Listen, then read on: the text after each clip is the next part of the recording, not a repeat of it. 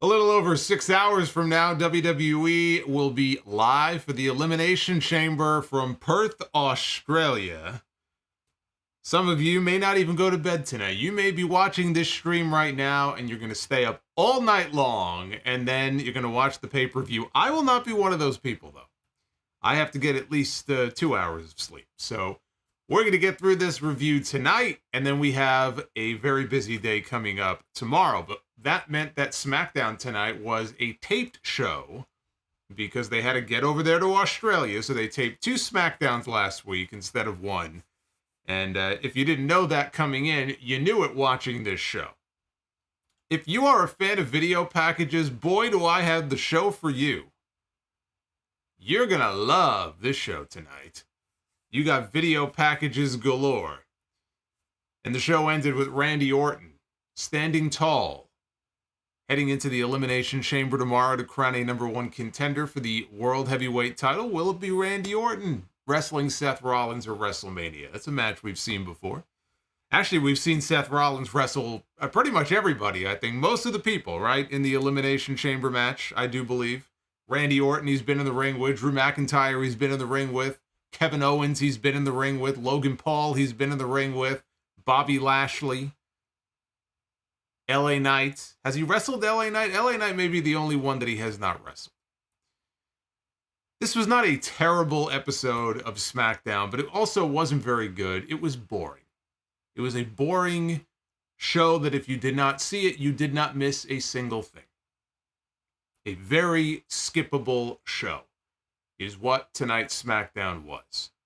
All about the Elimination Chamber, which I will run down the matches for that a little bit later on and give you my final predictions. But first, let's talk about this show. This is your Friday Night SmackDown review. It is February 23rd, 2024. I am the Solomonster. Thank you for joining me here tonight. You didn't think you were going to get away with me not doing a stream tonight, now did you? Of course I was going to do a stream. Subscribe, 400 likes, which might be a tall hill to climb here. But 400 likes is the goal for Be the Booker tonight. I don't know. I don't know if we're going to get there, but hit that like button. Super chats are open. And yes, indeed, I am going to be live tomorrow for the Elimination Chamber review.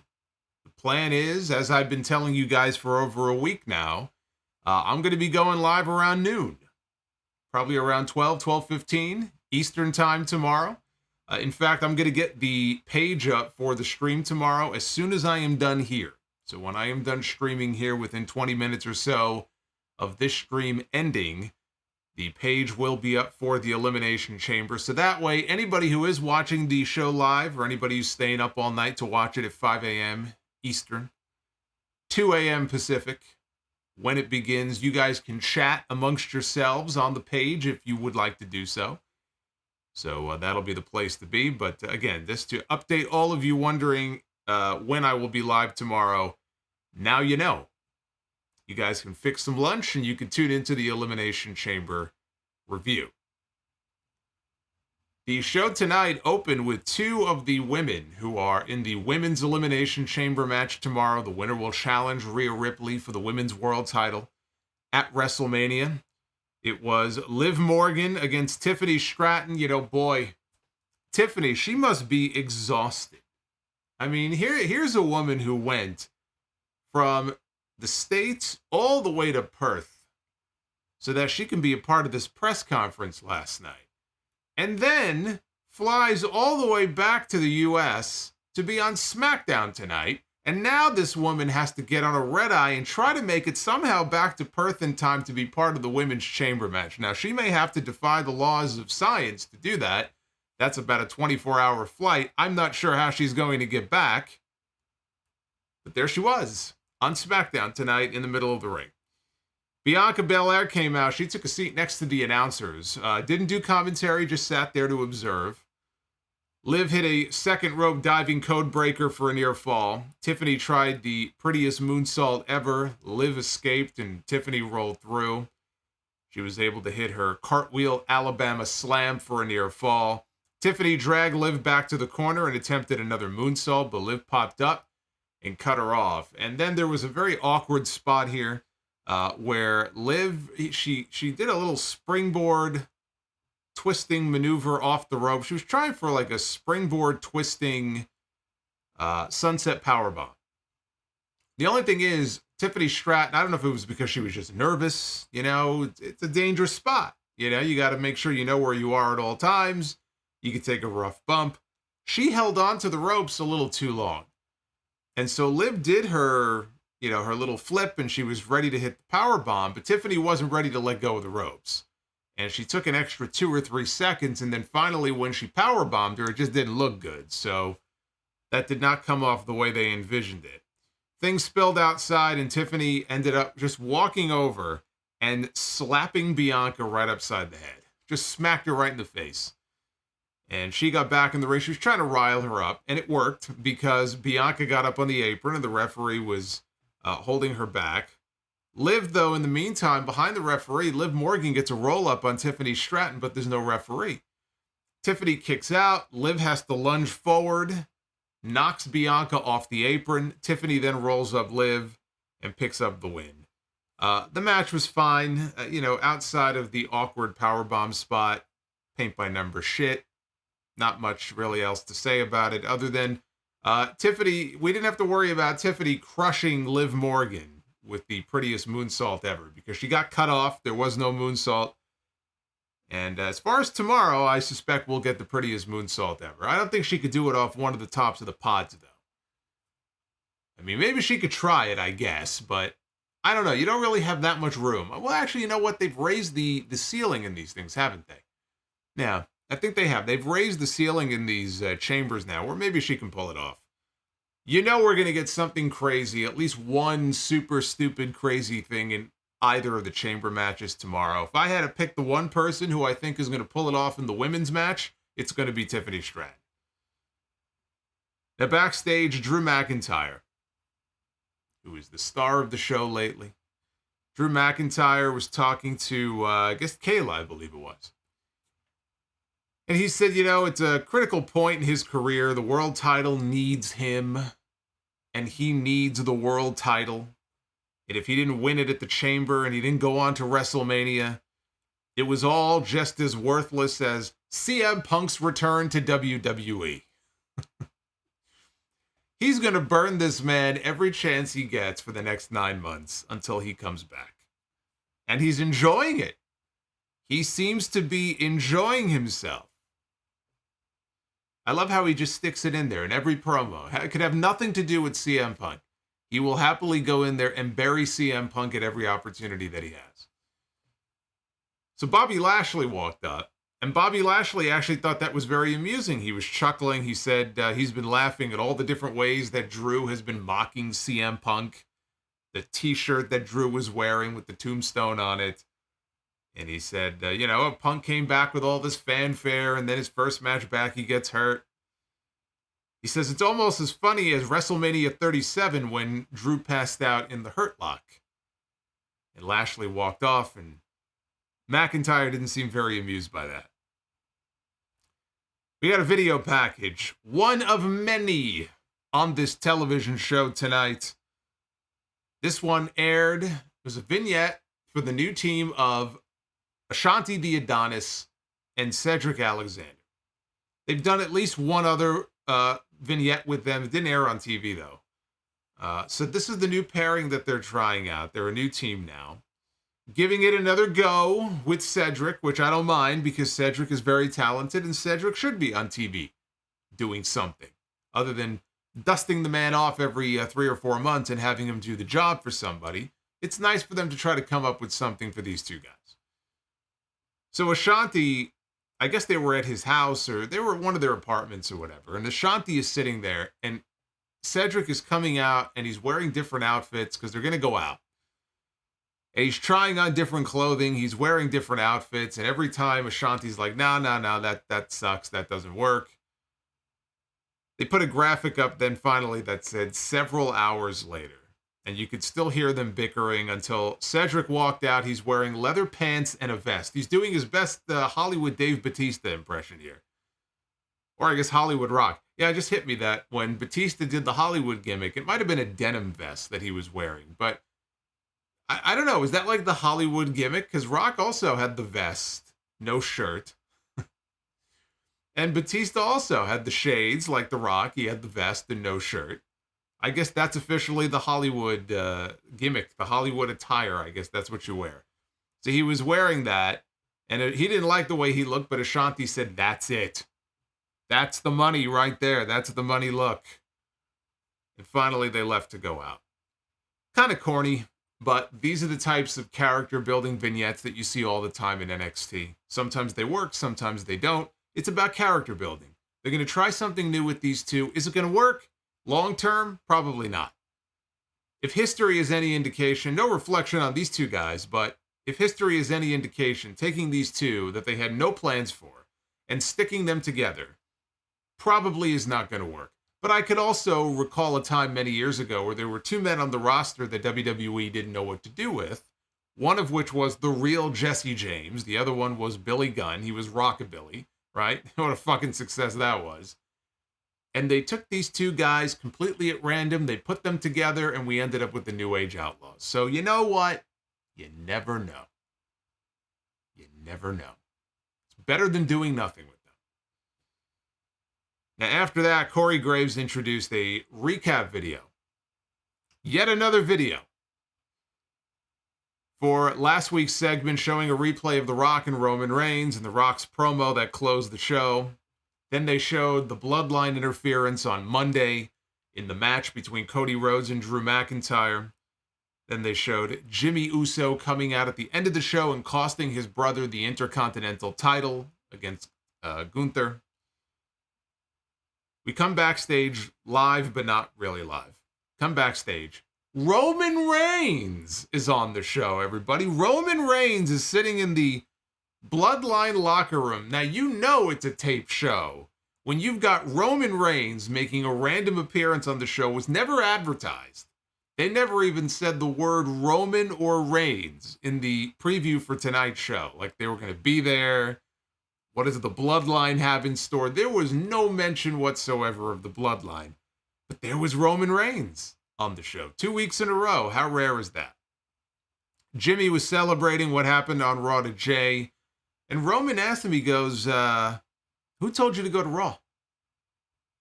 And Jimmy gets all nervous. And then he just openly snitches and says, Paul Heyman told me.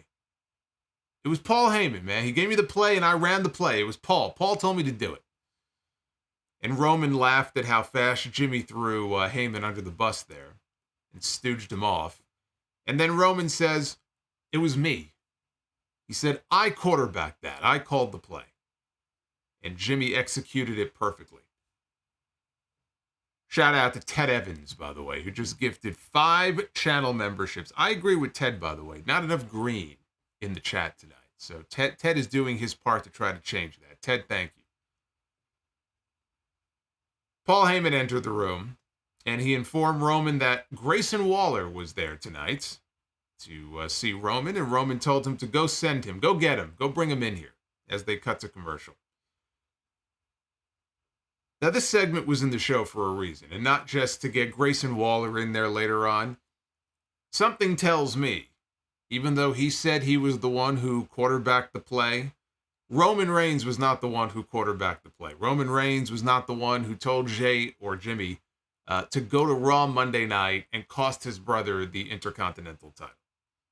Something tells me that we're going to find out in due time that Roman wanted to take credit for it, but it wasn't actually him who called the play. Maybe it was a certain high chief who called the play. Maybe it was a certain high chief who has yet to acknowledge Roman Reigns, who has yet to acknowledge his cousin.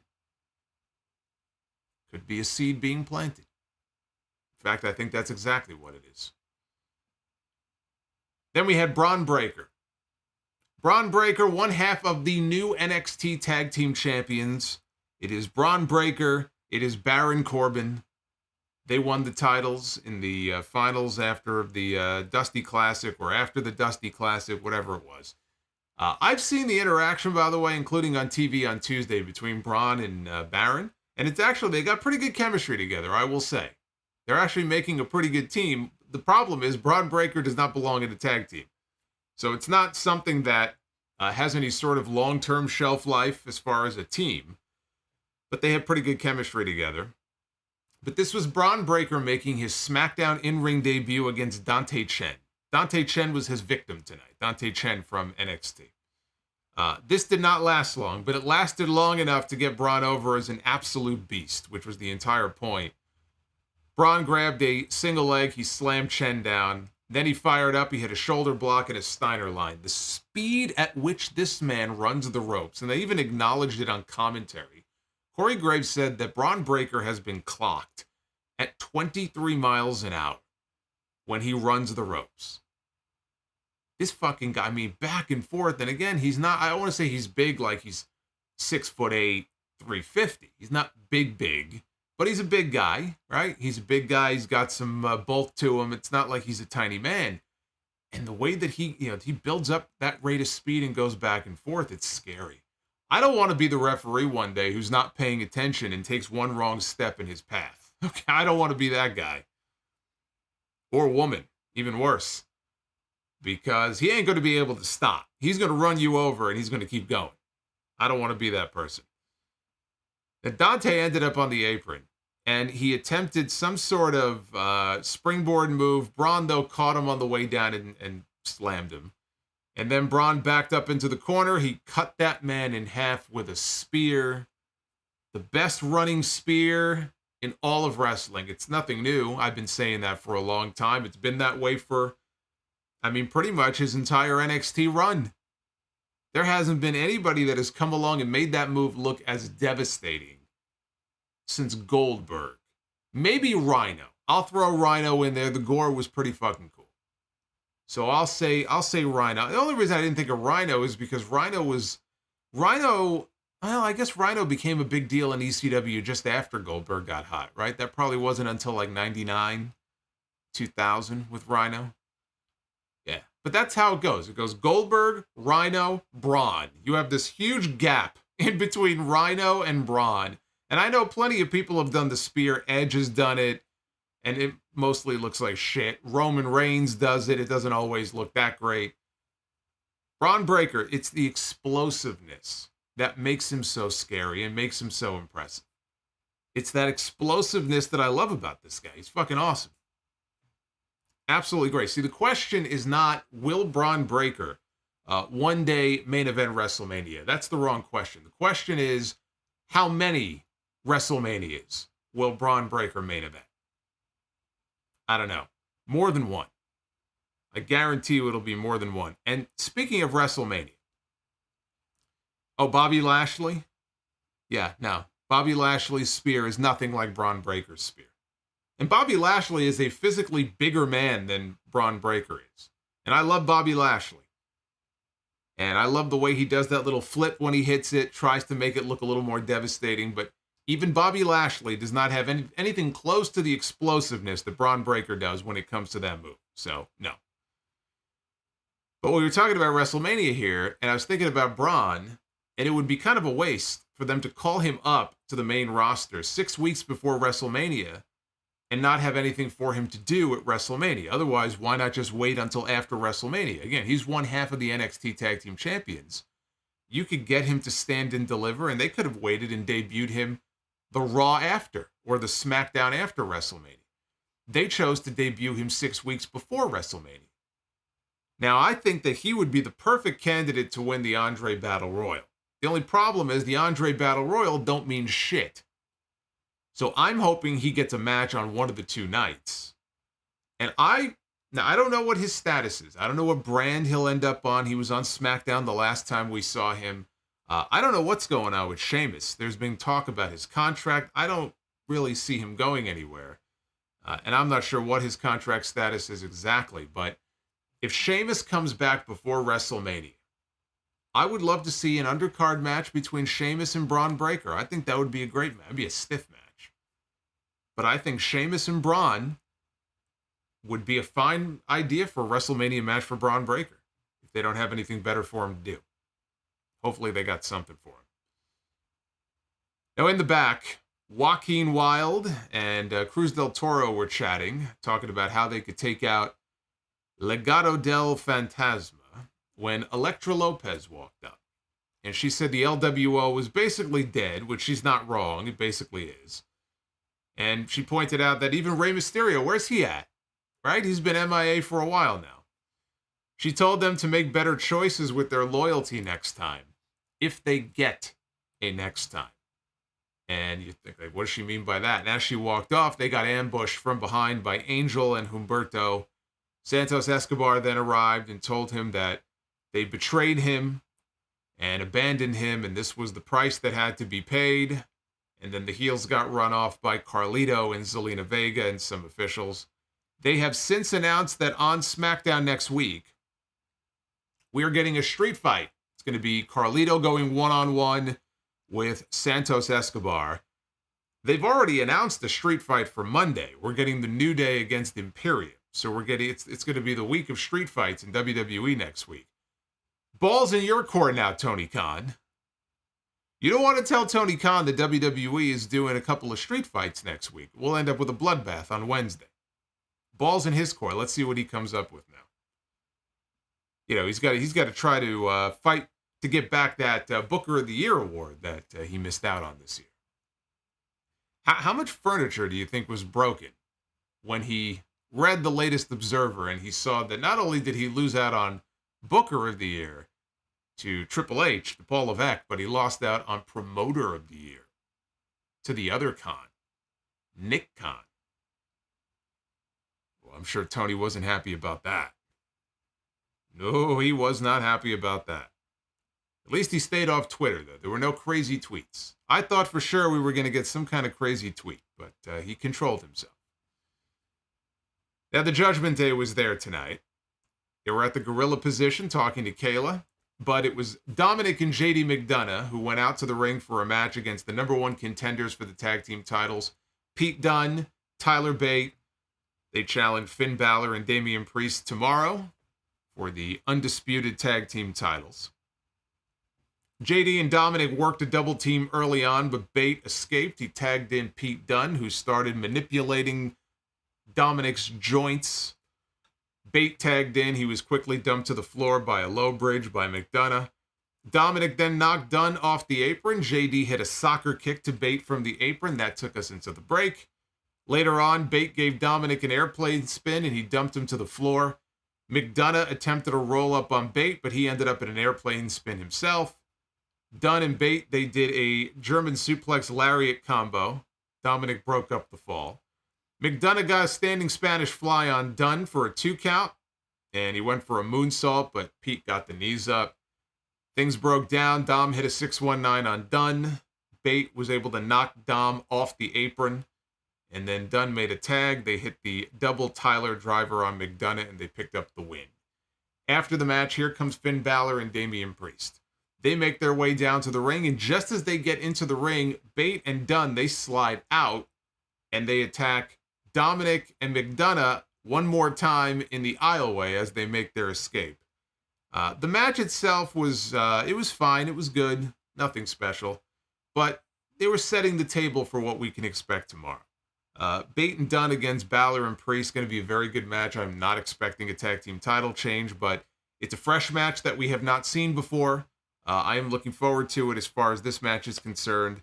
Like I said, it pretty much just sort of set the table for what we can expect tomorrow, but nothing more, nothing less. Now, backstage, Kevin Owens walked up to Logan Paul, Grayson Waller, and Austin Theory, the evil triangle, the triangle of terror here. They were just standing around, chatting it up in the back, and Owens showed up. He said, "You know what, Logan, I hope you bring those brass knucks with you to Australia, so that way I can take them again and punch you in the face with them. Better yet, maybe you won't even make it into the country because you'll be smuggling in the knucks, you'll get caught, they'll send you back home. That would be even better." So then, after he walked away, Logan is standing there, and he's looking at Theory, and he's looking at Waller, and he has a very good point. He says, "Why didn't we just jump the guy? Like, there's 3 of us, there were only 1 of him." So then Paul Heyman shows up, and he tells Waller that Roman Reigns would like to see him now. And so off they went. Elsewhere in the back, Dakota Kai was shown limping in pain. She was being helped to the trainer's room by a referee and by Nick Aldis. No explanation provided. I could see where this was going, but they didn't say anything more at that point. Then we had the Street Profits against the Authors of Pain, representing the Final Testament, who were out there with Paul Ellering, Karrion Kross, and Scarlett. Ford and Akam kicked things off here. Montez Ford tried to use his speed. Akam, though, too powerful for him. Ford tagged in Angelo Dawkins, who found an opening, and as AOP were regrouping outside the ring, Angelo Dawkins did a flip dive out over the top rope, took out AOP, took us into the commercial break. We come back, and Montez Ford is being dominated by AOP. Eventually, he was able to sidestep an attack by Razar. He made the tag to Dawkins, and the Profits hit a super blockbuster, only got a near fall, though, when the count got broken up. Ford and Akam, they stayed in the ring. Montez climbed up top. There were some distractions. It led to Karrion Kross knocking Ford off the top rope. Big brawl broke out on the floor. Karrion Kross and Lashley were getting into it. And he sends Lashley elbow first into the casing, the ring post casing. Kross then grabs a chair and he smashes Lashley's arm against the casing with the chair. Meanwhile, in the ring, AOP hit their neckbreaker powerbomb combo on Montez Ford, and they pinned him to win it for the Final Testament. They needed that win. Again, they need to rack up some wins, so it was the right outcome. But this feud already feels dead in the water. I'm sorry. It's not doing anything for me. It's really not. And actually, I'm kind of bummed because I was looking forward to a heel Lashley Street Profits combo. The Street Profits have been baby faces since day one. And I thought, you know what? A heel turn, an attitude change might be good for them. But they're just, Lashley in particular, more than the Profits, but Lashley is just so damn over that the fans wouldn't really allow it. And then it just ended up where they're the baby faces in this feud and the final destination are the heels. And so they kind of took away what I thought would have been a more interesting turn for the three of them. But I don't know. I mean, this, again, it just feels dead in the water for me. AOP here, they just mostly plotted around. You know, it's fine to have two bigger guys who go in there and beat people up. When they're in there squashing people in 40 seconds, right? They look dominant. It's fine. They're not dynamic enough, though, or interesting enough on their own to carry a longer match and not have it come off as just plotting and boring. You know, the Profits tried to keep it interesting. Had a couple of fun spots here, but the match itself was really, you don't really have much else to say about the match. There really was nothing special about it. The story here really is Lashley and his arm, because they had the angle they shot here where Karrion Kross takes the chair and smashes it against his elbow against the ring post casing. That now would give, in theory, I say in theory because I have to talk about the end of the show here in a minute, but theoretically, it would give Lashley now an excuse when he does not win in the Elimination Chamber. They could target the arm, right? He's coming in at less than 100%. I'm sure that's why they did the angle in the first place. But in the trainer's room later, Lashley was being tended to. His arm was being wrapped. He's sitting there. The arm is wrapped. They're trying to put ice on it. And Drew McIntyre walks in. After he was humiliated earlier by Lashley. Now this was his revenge. He walks in. He looks at Lashley dead in the eye, and he just looks at him and he goes, "I'll pray for you." And he walks off. Perfect. Didn't have to say anything more than that. "I'll pray for you." Perfect. Perfect. You know, right now I have to say, it is a competition in wrestling between Drew McIntyre and Christian Cage to find out who is the biggest menace in pro wrestling now that Vince McMahon is gone. Who is the biggest menace? I don't know. Both men. Christian's been doing this gimmick a little bit longer. Christian is as great today as he was a year ago. Drew, though, he has just discovered another side of him that I find so much more interesting than anything this man was doing before. It's not even funny. He is just firing on all cylinders right now. But I don't know. Him and Christian, boy, imagine them as a tag team. Holy crap. Now, backstage, I mentioned Dakota earlier was hurt. Dakota Kai was in the trainer's room having her knee examined when Bayley walked in to check on her former faction mate. And Dakota told Bayley it was damage control, because of course it was. It was damage control that attacked her knee. And Bayley said, I should have known that this was going to happen, and they're not going to get away with it. And Dakota said that she knows she's going to have to earn back Bayley's trust, but they're going to make them pay. Bayley was hip to Damage Control's little plan when Io and Asuka and Kairi turned on her all those weeks ago. She wasn't dumb. She knew exactly what was going on. She had the pipe, right? She was prepared for it. It made her look smart. I would like to think that in this situation, Bayley would also see coming what is obviously coming, which is the Dakota Kai heel turn. Because Dakota Kai is still going to be with Asuka, Io, and Kairi. And I would like to think that Bayley, as all of us can, is skeptical enough to see it coming. They've already announced the tag team match for next week. And they did it almost like a throwaway announcement late in the show. They put the graphic up on screen. It's going to be Bayley and Dakota Kai taking on the Kabuki Warriors. And they made sure to point out, well, we don't know if they're going to be tag team champions come next week, but Asuka and Kairi against Bayley and Dakota. Now that's big because this is the first time that Dakota Kai is getting in the ring for an actual match since May of last year. This is her in-ring return. And I don't think they mentioned that little fact. Now, you assume that she's cleared. But again, maybe she's not even going to work the match. Maybe she's going to stand on the apron. Bayley's going to do all the work.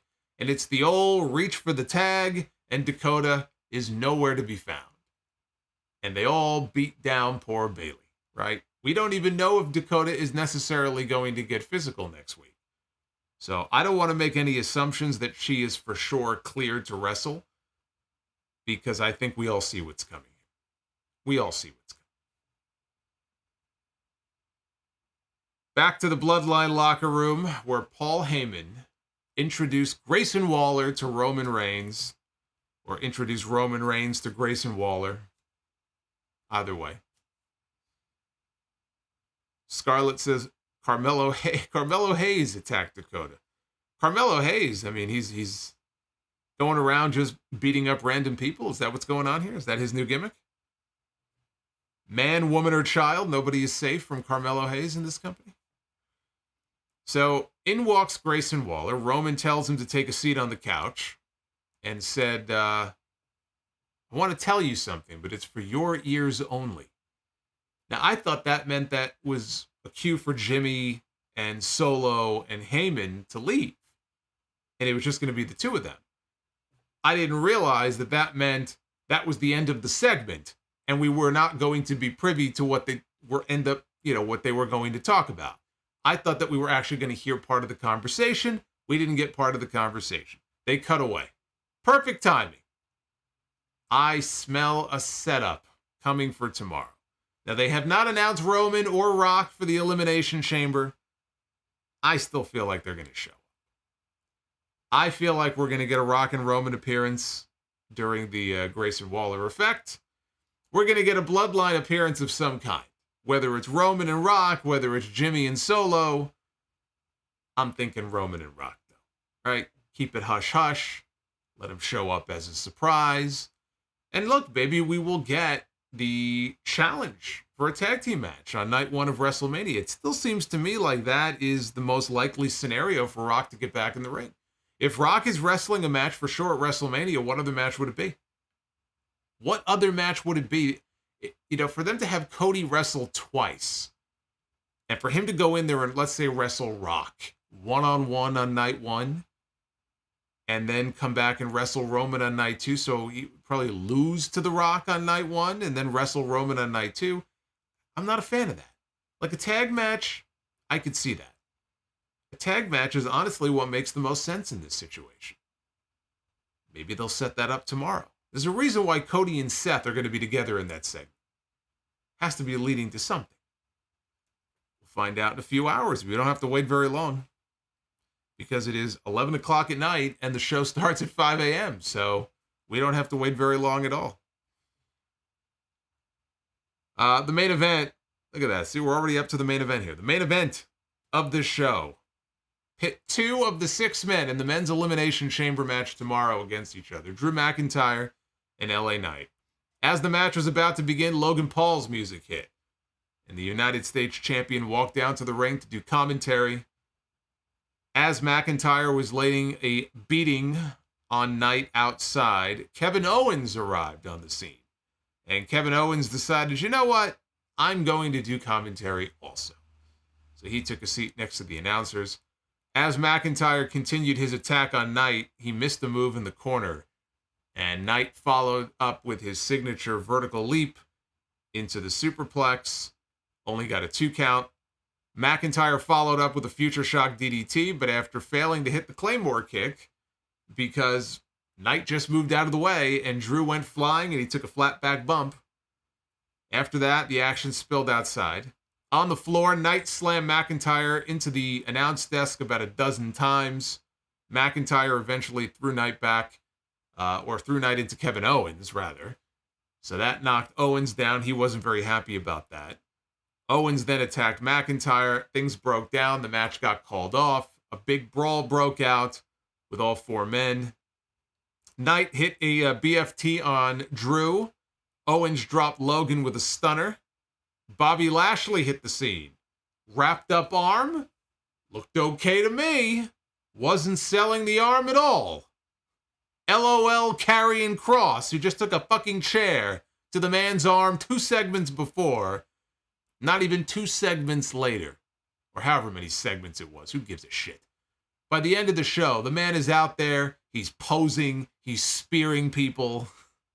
Can't be that bad of an injury. But yeah, he speared a few people there. And then they played Bobby Lashley's music. Now, you didn't think that they were going to let Bobby Lashley pose to end the show now, did you? You didn't think they were going to play his music and close things out? Of course not. because as soon as he turned around, he ate a Claymore kick by Drew McIntyre.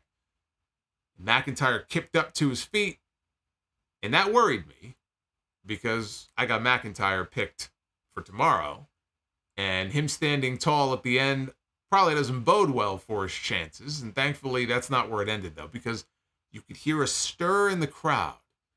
The crowd was reacting to something, and then you see Randy Orton slither into the ring.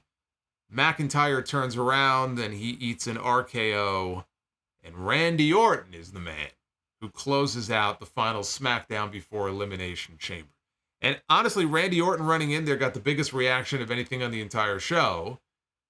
It's hard on these taped shows because you just have to assume that almost everything is manufactured in some way. This, though, you can see it. You can see it. You can feel it. The people were way into Randy Orton hitting the RKO. It's, an easy reaction every time. And that is how they close the show. Again, if you missed this episode of SmackDown, and I'm willing to bet dollars to donuts, some of you did. Smart people you are. You didn't miss anything. You didn't miss anything. They did set things up for the Bayley tag team match next week, but it's not anything they're not going to replay on next week's show to get you up to speed. So you didn't miss anything. There was some good wrestling. I get good wrestling. I get great wrestling every week. It takes more than just a couple of good matches to keep my interest in these shows. And there just wasn't a whole lot there. There wasn't a lot of meat on the bone. It was a show.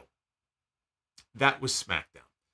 Now, it was a show because it was a taped show, and it was a taped show because they're in Perth for the Elimination Chamber, which is coming up tomorrow, and I did tell you that we would run down the show here, so let's go ahead and do that right now, because the Elimination Chamber begins at 5 a.m. Eastern, 2 a.m. Pacific, and whatever time zone you may be in, look it up, because it's going on a lot earlier than normal.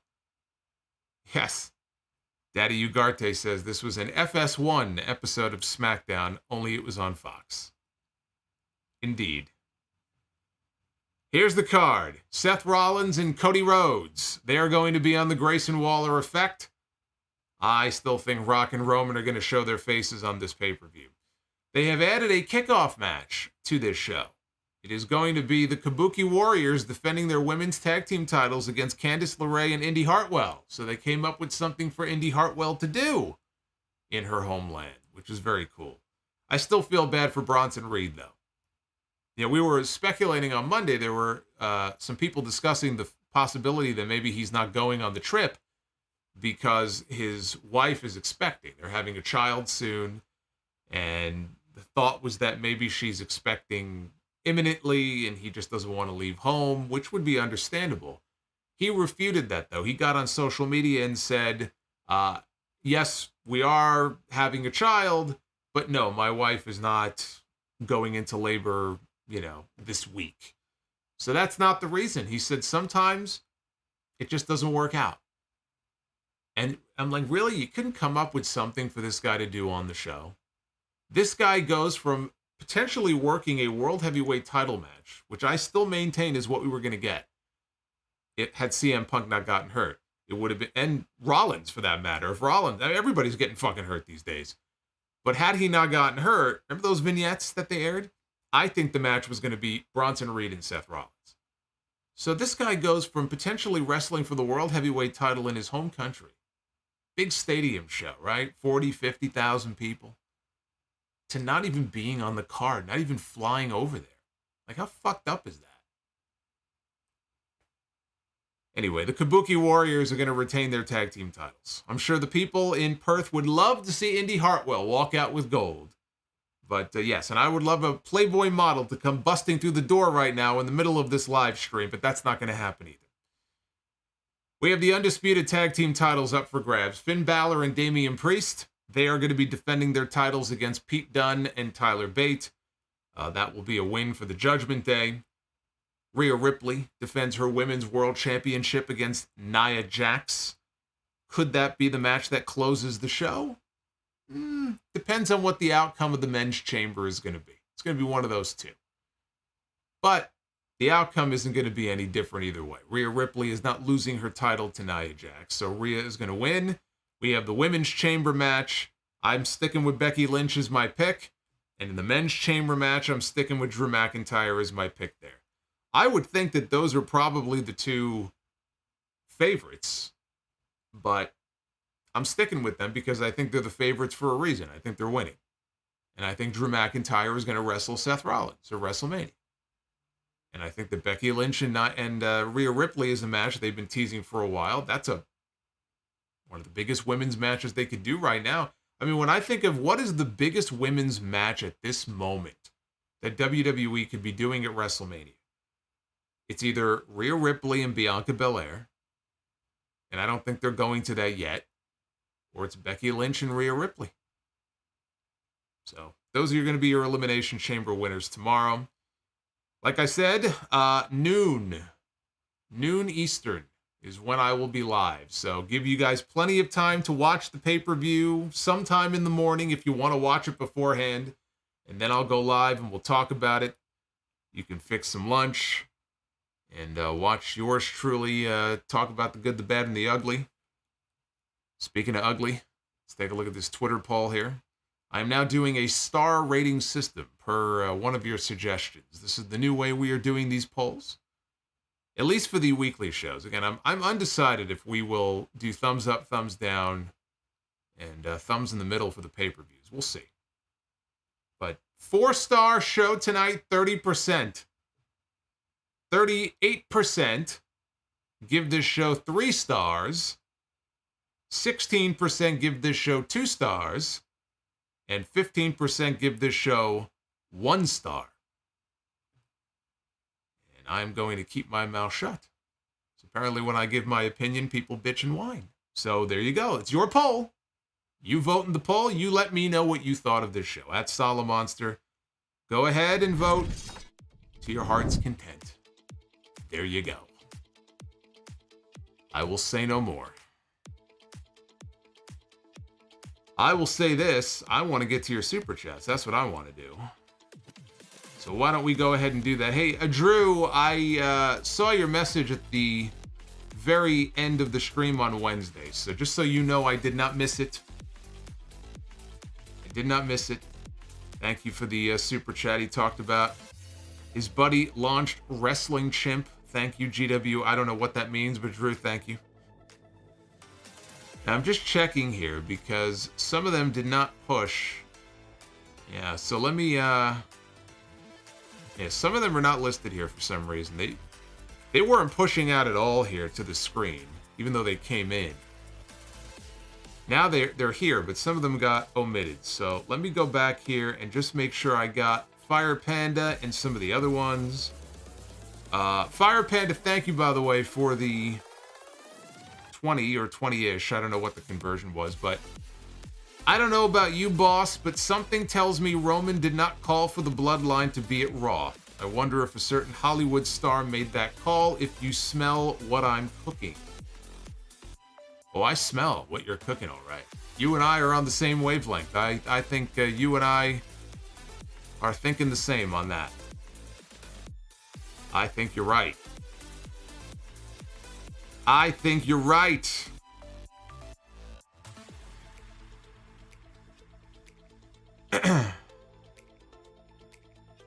Rizzo, you are sorely mistaken. If I call somebody a bootlicker, it's because they deserve it and they've made other comments on the video or the channel or on Twitter. So you know me well enough that if I call somebody a bootlicker or I insult them, it's fucking deserved. Just be aware of that. Anybody is entitled to have their opinion, but you don't see some of the shit that I see. So that is why you see those comments sometimes. Just to clarify. The Fire Panda, thank you. We got Frankie. Frankie Rodriguez, is it crazy to think that Bron Breakker should get a 2002 Brock Lesnar type of push? Or am I just a simp for Breakker? Breakker is fantastic. I don't think that it necessarily needs to be a Lesnar style push where he's world champion within 6 months. Few people in the history of this company have been pushed as hard and as fast as Brock Lesnar was. You think of the names that this guy beat in his first 6 months in the company. I mean, you're talking about people: Ric Flair, Hulk Hogan, Rob Van Dam, The Rock, The Undertaker. Right? And they would have put him over Steve Austin had Austin not walked out. I mean, we have never seen somebody push that hard that quickly in this company before. And I don't know that I would give him that level of push. I would definitely give him a big push. I would definitely at least get a mid-card title on him at some point in the not-too-distant future. And he could potentially be challenging for a world title by year's end. But I also don't think there's a need to rush. I think you could keep him strong. I think you could keep him in the mix. You don't necessarily need to give him the Brock Lesnar push, because that was just something special that I don't think we've seen since on quite that same level, if we're being honest. I mean, they pushed that man like nothing that you would believe, the names that guy got put over in that first year. And he was also just a physical freak. I mean, Bron Breakker, he's a great athlete and everything, and he can break you in half, but Brock was just on a different level. From the moment he debuted and he beat Spike Dudley to a pulp on that first night on Raw, the way he was throwing him around and slamming him around and the things this guy could do, just an absolute freak of nature. They don't make him like that. All right, now we could pick up here, because for whatever reason, those are the only two that didn't show up here. But we'll pick up here now with Prince Vegeta. Prince Vegeta, thank you for the $4.99. Says, how long until the H-Man finally gives up on Cross? I don't see this push working out for him. Please don't have Lashley job to this guy. He likes him. He likes him, and he wants to give him every opportunity to succeed, and I still think that you can do something with him, just not in this type of gimmick. This is the third or fourth time that they're trying this. It's not going to work. It's just not. It's not going to work. It's time to shake it up and try something entirely different. Go in a totally different character direction with him. Him and Scarlett. I think there's something there. I think it could work, but just not with this character. I just don't see it having legs. Alex, thank you for the $10. Says, Brother Solo, thank you for the hard work you put into these live streams and the podcast. Give us a very unlikely but bold prediction for the Elimination Chamber. We're going to see Damian Priest and Finn Balor lose their tag team titles to Pete Dunne and Tyler Bate earlier in the show, and then when Cody Rhodes and Seth Rollins come out to be on the Grayson Waller effect, Damian Priest is going to come out and cash in his money in the bank on Seth, and he's going to win the world title. You want a bold prediction? And that music is going to play as soon as the referee counts 3 and Seth loses his title. The story of Seth Rollins. There's your bold prediction. Devin from NJ. What is scarier, The Rock swinging a chair at you or Kevin Nash swinging a baseball bat at you? The Rock swinging a chair at me. Kevin Nash is a lot taller than I am, so if he swings the chair, there's a pretty good possibility that it will go right over my head. I could just duck it and then run away, because Kevin Nash ain't gonna chase after me. The one thing I know I could beat Kevin Nash at is a foot race. I ain't worried about that. As soon as he swings and misses, I'll be gone so quickly he'll still be standing there. So I would be much more afraid of The Rock swinging a chair. Winter Burgos. So happy for Nia after all the nasty comments aimed at her when she returned. She has proven haters wrong, and now she is in the main event of a stadium PLE. Well, we don't know that for sure. She may be in the main event, we just don't know for sure. Mikey S13, what's your opinion on the Undisputed title from 2002 to 2005? And why did it not come back after Cena lost it? Would have looked good on Orton or Edge. They like refreshing it every few years. They really don't like going back.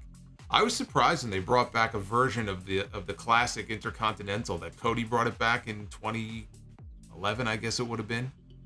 Because they don't really like going back to the old designs. They just make new ones. I didn't hate it. I thought it had a certain elegance to it. It certainly looks a lot better than some of the titles they've had now or in the last few years. I'd much rather have the Undisputed title from back then. At the time, it wasn't really my favorite. It wasn't my favorite. I loved the Big Eagle. I was pissed they got rid of the Big Eagle from the Attitude Era. But I didn't hate it. Thought it looked really nice. The person I associate mostly with that title is Brock. Alex says, if WWE ever revisits a storyline involving a commentary team, what is the best way to make such a storyline or feud intriguing? A storyline involving a commentary team? I don't know that you really need to be coming up with stories for the commentary team. It really shouldn't be about them. It should be about the wrestlers and not about the commentators. And Lord knows we've seen it over the years when Michael Cole had his heel turn, or with Jim Ross when they used to make fun of him and beat him up and incorporate him into storylines all the time. I'm sure they'll have something involving Pat McAfee again at some point. But as far as making it intriguing, I wouldn't really focus my energy on that. I would focus my energy on the actual talent. Geo Ninja Gaiden 86. Dante Chen needs to finish his story. Yeah, Dante Chen is not going to be finishing any stories in WWE. 89 Tech. Will Cody make Roman look strong in WrestleMania? Always. The directive has always been, make Roman look strong. Bernard Frederick. Roman Reigns' catchphrase is acknowledge me. After watching Christian Cage's last promo, his catchphrase should be, who's your daddy? It would get over. Well, here's the thing about Christian, and it's one of the things I love about what he's doing right now. And Copeland has talked about this. What's so great about what Christian is doing is the fact that he does not want to be cheered. He does not want to do anything that is going to get him a positive reaction. He wants to be the most irredeemable piece of garbage that you can imagine. So for him to have a catchphrase, he doesn't want people to chant his catchphrase. You know? And I don't even think he has a shirt on AEW Shop, or at least not like a new one. I know he had an old one, Outwork Everybody, but he's like an old school heel who really wants heat. He does not want to be a cool heel. Now, the fans will sometimes laugh, like, they love what he's doing. It's unavoidable. Like, he's just so good at it that people are naturally going to laugh at it, or some people might cheer for it. But his goal is to be as hated as possible. And you don't get hated by going out there and trying to pop people with a catchphrase. So I don't think that that is something he's going to want to do. Arabian Knight says, buy, sell, rent. Which young talent has the most potential to be a main event star? Theory, Daniel Garcia, or Dominik? Says Dom gets heat, but in ring he is a step behind. As far as the most potential to be a main event star, I think Dominik will get there. I do. I think it'll be a few years, but I think that he will eventually get there. I think Theory is someone who has definitely been downplayed since Vince McMahon went away. You can kind of tell that he was a Vince McMahon pet project, but he's really stalled out. I still think they see main event potential in him in the future. I'm going to say the one who I think will make it first will be Austin Theory. Dom will get there. Daniel Garcia, I don't see it. I don't see it happening. But the other two, I think, eventually will happen. M. Mills says nothing. Says, here's $10. Hey, M. Mills, thank you very much. I hope you are having a great night. Alex says, what are your thoughts on WWE having an off-season similar to major sports leagues? I feel like I've answered a version of this question at least a dozen times since I started doing the podcast. And my answer never really changes, whether it was in 2007, 2010, 2018, 2024. I would not do an off-season. There is no need for a wrestling off-season because it is not practical. The nature of their television agreements is such that they need 52 weeks a year of programming. That's just the way it is. That's what makes them so appealing. That made them so appealing during COVID.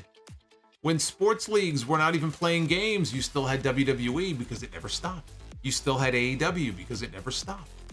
So that's why they're getting millions of dollars, or part of the reason why they're getting so much money from Netflix and, NBC Universal and these different places. So it's like, all right, you got to be practical about this. There will not be an off season, but you can still rotate talent out on a regular basis where you have a schedule that you come up with, and there is a mandatory rotation of talent, whether they want it or not. There is a certain period of time each year where talent gets time off. I'm not saying they get a month off. It could be a week here and a week there. It could be a few weeks here, a few weeks there. I think there's a way to try to come up with something that works, where talent can get time off, the machine can keep going, and when one person goes away, you kind of cycle them out and somebody else comes in. And, they have a lot of people on that roster. It may not be so simple, but it's doable. It's more doable than saying, hey, we're going to take off for 2 months or 3 months. Because look, in another world, in a different type of world where they didn't have these television agreements, I would say after WrestleMania. Why not take a couple of months off after WrestleMania, hit the reset button, you come back late spring, early summer, and you kick off the new season, right? That sounds great. It's not practical. It's not going to happen. But you can rotate talent out and make sure they get time off. That's how I would do it. I don't think an off season is practical in pro wrestling. It's just not going to happen. DEH Sire says Bianca against Tiffany and Jade against Nia at WrestleMania. I could see that. We already got a taste of Jade and Nia at the Royal Rumble. I could see that. They did Brock and Omos last year. So, the Battle of the Giants, right? That would basically be kind of the Battle of the Giants in the women's division. So, yeah, I think that. And Bianca against Tiffany is something I had pitched a few weeks ago. Just because I'm not sure what else they're going to do with Bianca. The Juliet. Mustafa Ali won the TNA X Division title tonight. Well, good for him, man. That's awesome. He has been killing it on the independent scene. He's been hitting all kinds of places. I love what he has done with those vignettes on social media. It's just so smart. And the production values are just top-notch. He's really created a buzz for himself on the indie scene. And we're actually going to have him in House of Glory next weekend. And he's wrestling Amazing Red WrestleMania weekend in Philadelphia. So, good for him. I'm happy for him. Chris Miner, thank you for the $15 super chat. Says, buy or sell on which 1987 Slammy song that you would rather see today's roster perform. Stand Back or If You Only Knew. I'd like to picture Cody in the Hulk Hogan role with Solo Sikoa as Virgil staring at him. If You Only Knew is actually a very catchy song. I don't really have any appetite for either one of them to be revived in the modern day. I think it's a corny thing that needs to be left in the past. But If You Only Knew is a very, very catchy theme song. Pile Driver was a great song too. Chris AXC, buy or sell? More likely to be world champion, LA Knight or Logan Paul? I think the ship has sailed on LA personally. I would also go Logan Paul. I think Logan Paul gets it before LA Knight does, if LA Knight ever does. I think Logan Paul has a better shot. DEH says, saw Stardom show, and man, the US is going to love Julia. How can you not? How can you not love Julia? She's going to get over instantly. I love how she always changes up her look, too. Her hairstyle, just her overall look. She's constantly, evolving it. DEH says, if you were to do the Brock Cena squash match in today's time, who would you have? Mine would be either Braun or Gunther squashing the champion.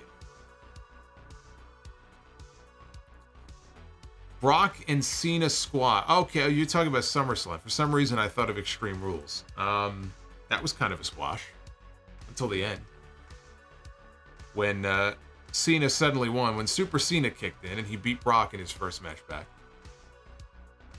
The SummerSlam squash is something that cannot be replicated again for like many, many years. And so now, here we are 10 years later. Can you believe it's been 10 years since Brock Lesnar squashed John Cena at SummerSlam? And I still remember that guy in the crowd that they zoomed in on when the match was over. His mouth was wide open. He couldn't believe it. He had his hands up. He was like, oh my God. It killed John. So it's something that you don't want to go back to too often. The shock value of it, though, is great. You know, who would I replicate it with? Randy Orton is someone who's very giving. I feel like he was very giving to Mark Henry when Mark Henry won his first world title. Maybe you could do it like Randy or something. Randy wins the title back, which I think he will at some point. And then, you know, if you do a squash, you can have like Gunther. I can see Gunther squashing it, or Braun. You know, though, I don't know that, again, do you need to do that? I feel like you would be almost kind of gypping the fans in a way. I'd much rather have somebody who can go in there and be dominant, but you give the people their money's worth, you know, especially in a pay-per-view main event. That was the SummerSlam main event. I personally would rather have a more competitive match. You can have a competitive match, back and forth, and still put the guy over in a strong way.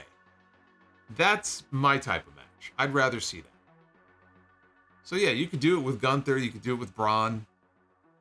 Maybe have Randy do the honors, but I'd rather see them go at it, man, and have a 10 or 15 minute competitive match.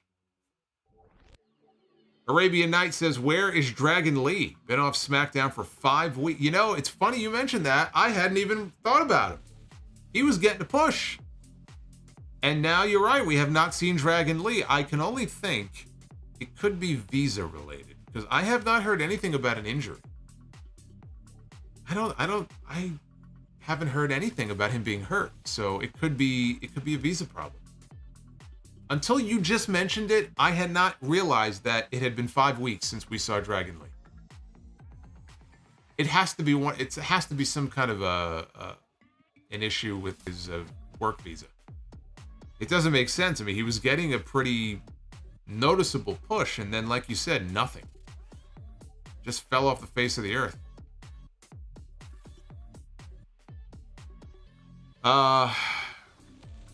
Yeager the ninth. Has anybody ever told me that I look like Jerry Seinfeld? Many times. I've been told I look like Jerry Seinfeld. I've been told I look like Orange Cassidy. I've been told I look like Jake Hager. I was greatly offended by this.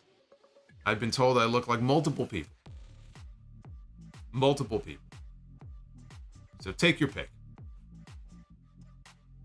Any random white guy, basically. Hey, it's Solomonster. Dorian Moore, Awesome versus Brock, both in their prime. Mike Awesome against Brock. That'd be cool, but I am more partial to Brock against Vader. That would have been something. Samuel Hayworth, Orton would make more sense as Cody's partner. Except Orton is not the World Heavyweight Champion, though, so... You know, they obviously want the World Champion to be involved in a major angle at the show. And, you know, I get it. CM Punk got hurt. Seth lost his big match. So this is their way of getting him in the mix and making it up to him, basically. That's why they're doing it.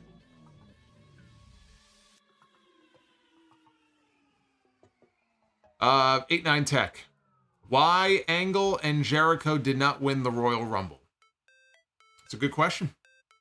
I'm surprised that Kurt Angle never won a Royal Rumble before. Libido Bell says, new Solomonster Surge flavors have dropped. Buy, rent, or sell. Bandberry Collision, Silver Tower Sour Apple, Party Hard Lemon. I am very partial to the Silver Tower Sour Apple. I like that. I like that very much. Shout out to Silver Tower, wherever he may be.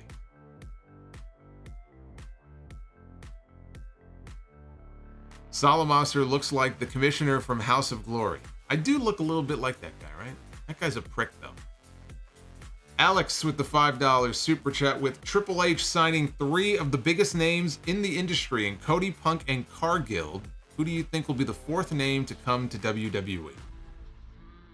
I think Ricky Starks is coming, but he doesn't really, I wouldn't call him at the moment, one of the biggest names in the industry. I like Ricky, but he ain't one of the biggest names in the industry. I still say he's as good as gone when his contract comes due. It may not be for a few years. I don't know what his contract status is. Big names. And don't forget, they also, Tony Khan took Okada off the market. He is expected to be in AEW shortly. He took Ospreay off the market. I'm trying to think what other really big name that Triple H and Nick Khan could swipe.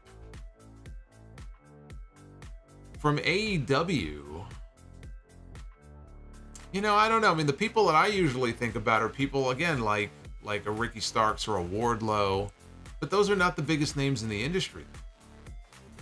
So I don't know what that other big name would be that would even be available to make the jump over to WWE. It could be that the pendulum is starting to swing in the other direction. Not that I think Drew McIntyre is going anywhere, because I don't, but he still has not signed his contract yet. Sheamus supposedly has a contract coming up. Maybe the pendulum starts to swing back the other way. But if I had to name one person, I would say Julia. And some people would go, Julia? That's not a big name. Well, in some parts of the world, she is. And I fully expect her to be in WWE later this year. So, there you go, Julia. True Individual 90. On behalf of the Mio fam, welcome Solo. Thank you very much. I am now the proud owner of a Miu Mini Plus. I'm going to try to put a little video together for you. A little review video for it sometime in the next few weeks. So I will hopefully be able to do that for you. It's my new retro handheld, which I have not had the time to really go too hands-on with it yet, but I am very much looking forward to diving into some retro games on my little device. I have much to learn. Ted Evans, thought on Camille. I haven't seen much of her, just as Aldis's bodyguard. Well, that was when I first saw her. She was the bodyguard for Aldis and his crew in the NWA. This is when I was watching NWA Power when Power first launched. And her whole thing is very much like China, where she didn't speak. She just stood there and was intimidated. But she never spoke. I didn't even know what her voice sounded like. And that went on for a while, and then eventually, they broke away from that. And then she spent over, I think, 500-something days as the NWA Women's World Champion, and she's good. She's good. You can see how she's improved over time. The more experience that she had, the more time she spent as the champion. And all signs point to her likely ending up in AEW. So that would be another big pickup in the women's division for Tony Khan. I guess he's going to have more women's matches on the show. He could pick up all the women's talent he wants to. I still find it hilarious that on most weeks, Dynamite, we get one women's match. He could sign 10 more women, and we'll still get the one women's match on Wednesdays. And it's like, where do these women go? Is he storing them away just on Fridays and Saturdays? Or in Ring of Honor, like where Athena is, being held captive? Like, where does he put all of them? I don't know. I'll tell you what, Mercedes ain't going to stand for that shit. You think Mercedes is going to come to AEW and be relegated to fucking Rampage and Collision? You got another thing coming. Believe me, she'll be on Dynamite. She'll be on Dynamite in a few weeks. And be calm, see clearly. Hey, Solo, I want to thank you for being an amazing person. Your mom would be proud and is watching her son from heaven. Hey, thank you very much. That's very kind of you to say. Be calm, see clearly. Thank you very much. Very nice of you. So thank you for the questions, and thank you for the support. Always very much appreciated from you guys. The goal for Be the Booker was 400, and believe it or not, I'm actually surprised. I thought that this was kind of a dead night because just, pay-per-view in a few hours, probably not as many people tuned into a tape show. But you killed it. You smashed it. We broke 400. So let's go ahead and be the Booker. Ladies and gentlemen, it is now time to be the Booker. You did it. You came through. Like you guys always do. So now I get to come through for you. We get to book some matches. How's that sound? I think that sounds great. Dynamite from Boston is coming up in a few weeks. Boston. They're going to be in Boston. Mercedes is going to be in Boston. I can't wait. Going to Boston. I can't do it. I can't do a Boston accent. Look at this. I watched The Departed. I think I could do a Boston accent all of a sudden. All right, we begin with the Hardy Boys. Matt and Jeff. Matt and Jeff Hardy.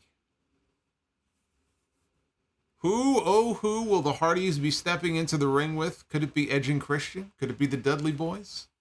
Could it be the Young Bucks?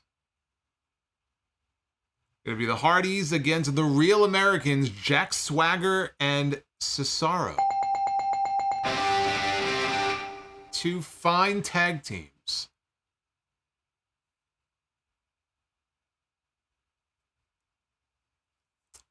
Now refresh my memory. Did we have the clean sweep on Monday and Wednesday? Because I think we did. I'm just asking a question. I'm not making any more comments. I'm not gonna put a hex on it. I'm just asking. I couldn't remember.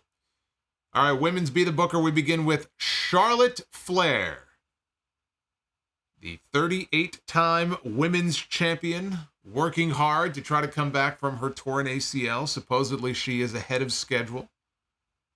She is. It's all that, the genetics. All of her fine genetics are going to help get her back into the ring a lot sooner. It's possible. Some people just have it in their genes, man. They're able to heal up quicker from injuries. I don't know how her father got through an entire career and wrestled as many matches as he did without having a serious injury. It kind of defies logic. Biggest injury Ric Flair ever had didn't come in the ring. It came in an airplane. All right, Charlotte Flair is going to be stepping into the ring against Thunder Rosa. Here's a match for you. If you ever had a WWE AEW Forbidden Door, what do you think about that match? Charlotte Flair and Thunder Rosa. I like that match. I like that match very much. And now the men. We move to men's Be the Booker. This is potentially a historic week here. If we get a bell here, man, this could be it right here. I don't want to say anything. I don't want to say anything. I've already said too much. We begin with CM Punk. How about that? CM Punk is kicking us off in men's Be the Booker. We could be on the precipice of history here. CM Punk. That's a big name. That's a big name. CM Punk against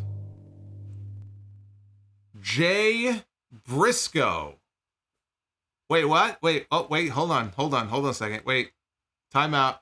I'm being told, oh my God. I'm being told that CM Punk has tore his bicep. CM Punk has been injured. This fucking guy. CM Punk was so excited about this match, he jumped up off the couch and he tore a muscle in his body. CM Punk is unable to compete and must be replaced in Be the Booker because this fucking guy can't stay healthy. Do you believe this guy? Do you believe this guy We were this close. We were this close. Jay Briscoe and CM Punk would have been automatic. Automatic. But Phil got hurt. He can't stay healthy. So he has to be replaced. So it's going to be Jay Briscoe stepping into the ring with Brock Lesnar. Brock Lesnar and Jay Briscoe in the main event.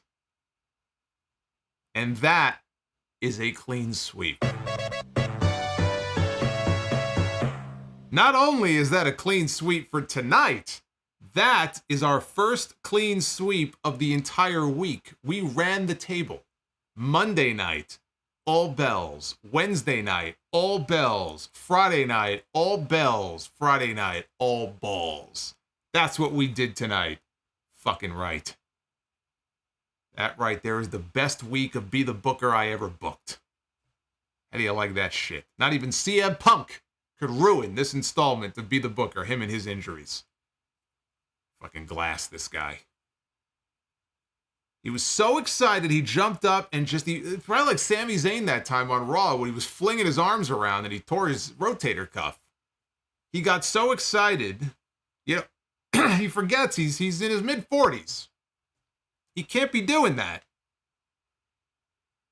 But not even CM Punk could screw things up. There you go. Congrats. I'm happy that you were all here to share in this history with me. All right, let's get back to the remaining Super Chats here. We got a few more. Let me reload this here. Make sure I don't miss any. Here we go. We got True Individual. Buy, sell, rent on the best wrestling arcade game. Superstars, WrestleFest, WrestleMania, the arcade game. WrestleFest. That was easy. That was very simple.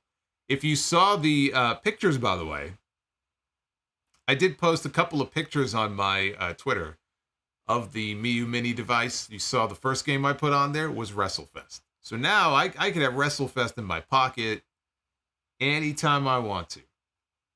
The answer is WrestleFest. MLK, I don't see it. It's not in the list. Are you sure it went through? Because I don't see it. It's not coming up here. Unless it didn't push through yet. It's possible, but I don't see it. But I do see Luis. Luis, thank you for the 5. Our boy Luis says, I finally decided this morning to stay up to watch Elimination Chamber at 2 o'clock in the morning, despite me working tomorrow. Well, that's right, because Luis is out in California.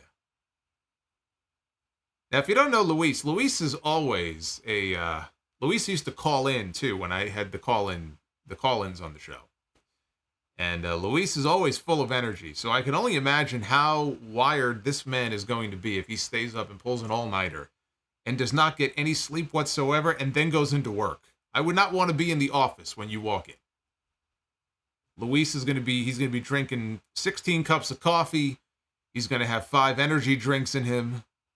There's no telling what this man is going to do. Creflo $50 with the $5. I'm old enough to remember the Be the Booker days of Rosa Mendez against Stephanie McMahon. Well, there's certain names that you will no longer find in Be the Booker because I got tired of seeing those same names over and over again. See, but that was in the early days when our boy Zinfamous, shout out to Zinfamous HD. We used to use his animation before I went and created my own. And I just added so many more names. But yeah, back then, we were landing on a lot of the same names over and over and over again. And it was like, you know what? I've had about enough of these names. I'm just going to create my own and put my own names in there. And that is what we did.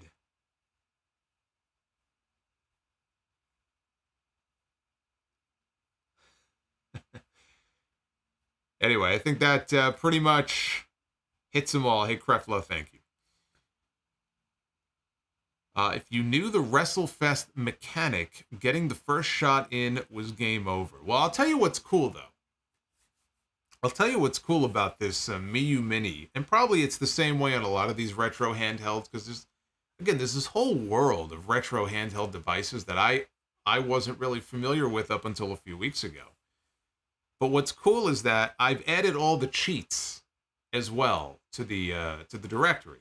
So if I want to activate the cheats for every game, you got to go in and you got to activate. There's like a way to do it, but like I can do that.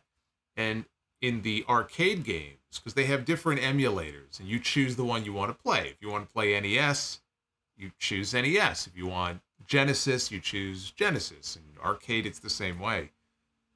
And I love it because I'm able to open the options screen on some of the arcade games, and it said dip switches. That was one of the options. And when I saw dip switches, I said, man, that takes me back. Because I remember, when you used to be at the arcade, there was that switch. It was either in the back of the arcade or on top of it. Some of them were on top.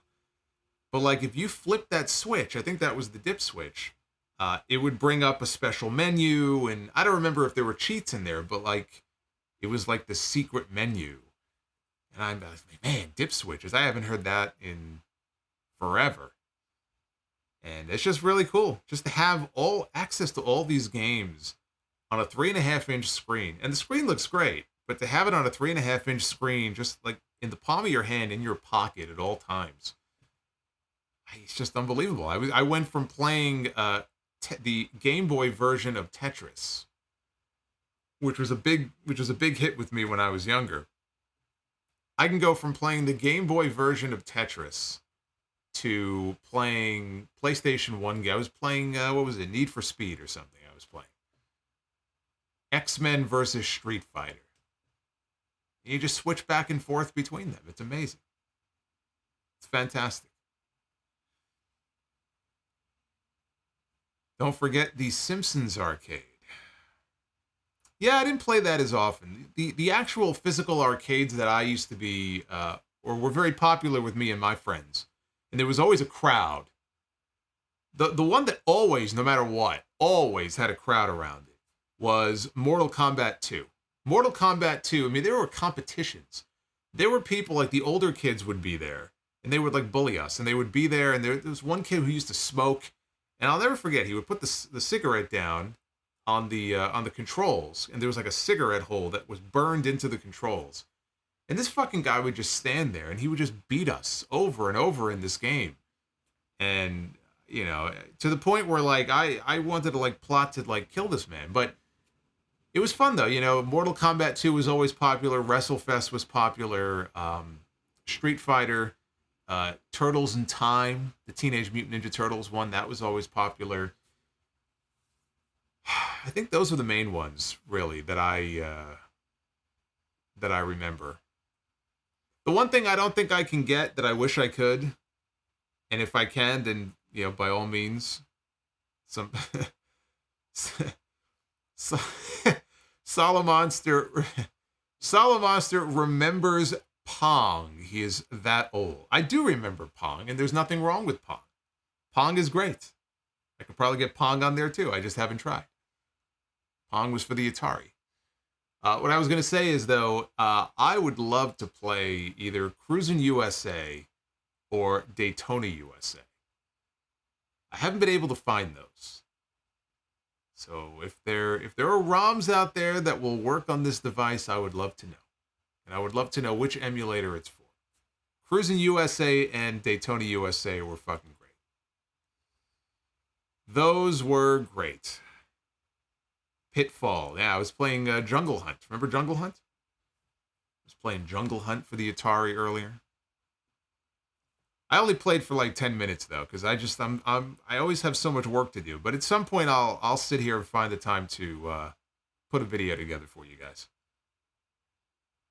Let you guys know where you can also buy these things. Daytona was on Saturn and Cruisin' was on N64. Well, that doesn't do me any good. Saturn and N64 are like the two fucking consoles that don't work on there. Yeah, because I was looking for WCW NWO Revenge, and realized it was N64. And you can't get N64 games on there. So I was like, I knew that it was too good to be true. Lovelie says, what is your favorite side dish? Her name is Amanda. Maze the Great 757 says, besides Montreal, what do you think are the most over-talked about things in wrestling, like matches, eras, moments, etc., that make you groan at the mere mention of it? Montreal is easily number one.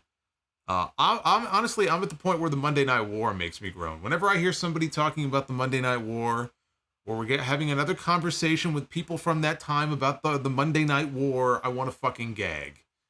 Yes, it was a very fun time. I lived through it. It was fantastic. We'll never have another time like that again, probably. With that level of competition, where it really was neck and neck like that for a while. And they were on cable television combining for 10 million and 11 million viewers a week. Like, that will never, ever happen again. But I'm sick to death of hearing about it. And the glorification of it. Like, we get it. Enough.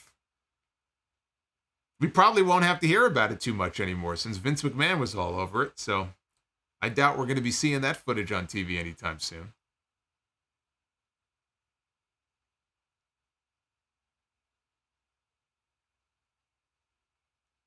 Rob G says, 2 names everyone forgot, Enzo and Lars Sullivan. Lars Sullivan. Oh, boy.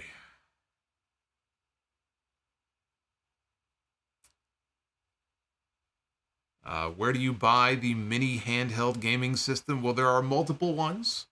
I got mine off Amazon. So you can go to Amazon, find them there.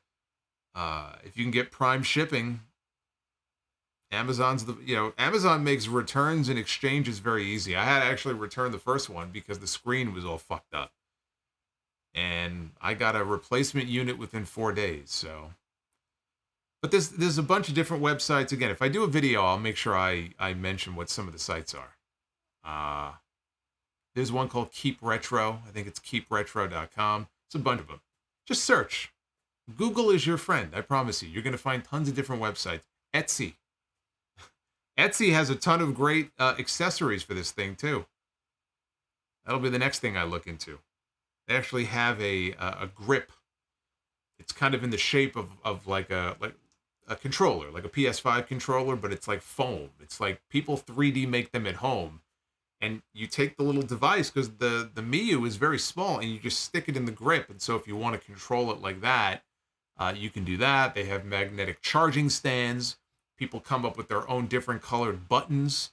If you want to open up the device and tear it down and take the buttons out, I'm not messing around with it, but people customize them in all kinds of ways. They make skins for it. It's pretty badass, actually, the way some people customize these things.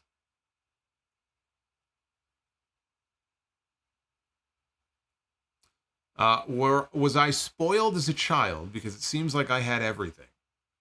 No, I just had great parents who, even though they didn't have a pot to piss in, they made sure their kids were happy enough. Believe me, there were plenty of things I didn't have. But I was fortunate that I had good parents who bought me some cool stuff. That's it. Let's see here. Who we got? Creflo. Creflo has one more. I remember Luis used to offer you the results of championship wrestling from Hollywood, and you would just roll your eyes in frustration. Because nobody was watching championship wrestling from Hollywood unless they lived in the area locally. So I didn't know what he was talking about. He seemed to think that everybody knew what was going on there at any given moment. I said, Luis, nobody knows. Nobody cares. Nobody cares.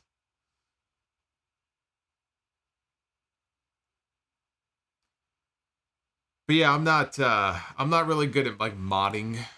I know some people take their devices and they just, again, some of the things they create are really, really cool. But you gotta know what you're doing. You got to tear these things down, and yeah, you got to be very careful. You're talking about a device that it's very cool, the power that it does have, but it's not like a smartphone, you know? These things are not that expensive. Like, I got my unit for like $70.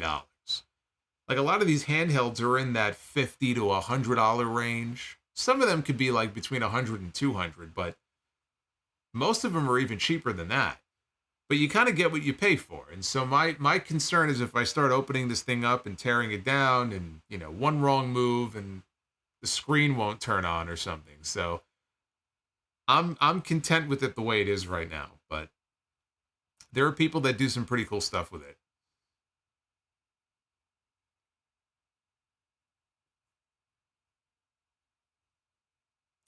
Yes, that is very important. If you get one of these, including the one that I got, they come with a micro SD card and a card reader for you to plug into your computer so you can transfer ROMs and games back and forth.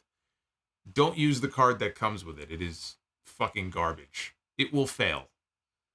It will absolutely fail on you. The first thing I read about that, I knew what I was getting myself into. So as soon as I got it, the chip that came in the device, which I think was preloaded with games and stuff, first thing I did, I took it out, I threw it aside. I already bought my own card, a much bigger micro SD.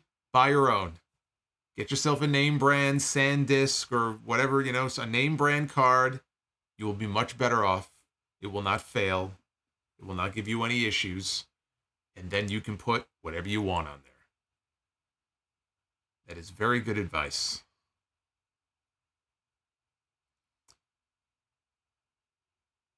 There's one more oh shit, you know what? You're right. You're right. Kareem points out. Well, you know what though? It depends. If we don't hit the likes goal tomorrow, then we won't do Be the Booker.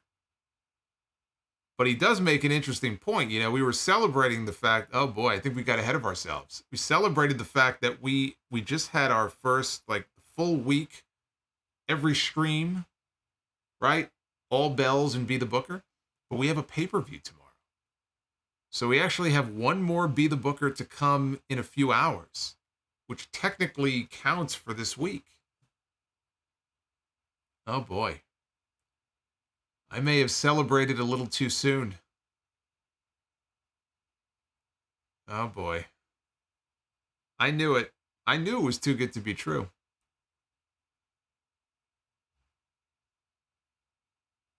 I knew it was too good to be true.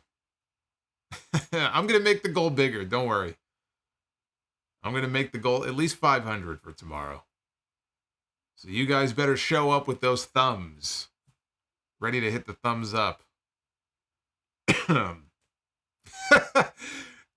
The Green Pianist says, Kareem is the kid in class that reminds the teacher about homework. Teacher, you forgot to give us homework, teacher. That's so true. That's so true. Oh, man. Teacher. Oh, teacher. You forgot to give us homework. We need homework for this weekend. You have one more Be the Booker. Don't forget. One more, teacher. Oh, Kareem ruining it for everyone. Unbelievable. Anyway, yeah, I say tomorrow we hang Kareem upside down and shake him so his lunch money falls out of his pockets, and then we give him a swirly in the toilet. How about that? Then we'll throw him in his locker and we'll lock him in there. That's what we're gonna do to Kareem.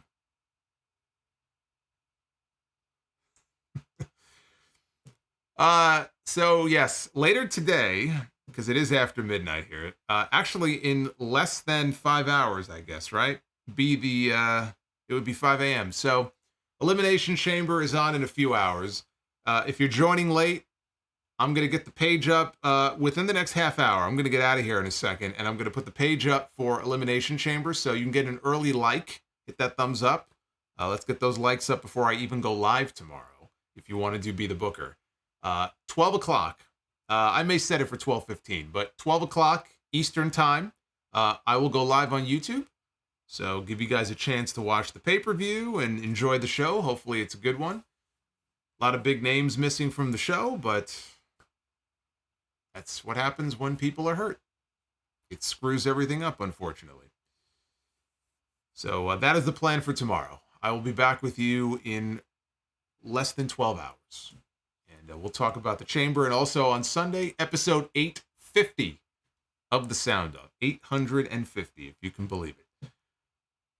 Thank you guys for hanging out with me here late on a Friday night. We had more people actually than I was expecting. So thank you for that.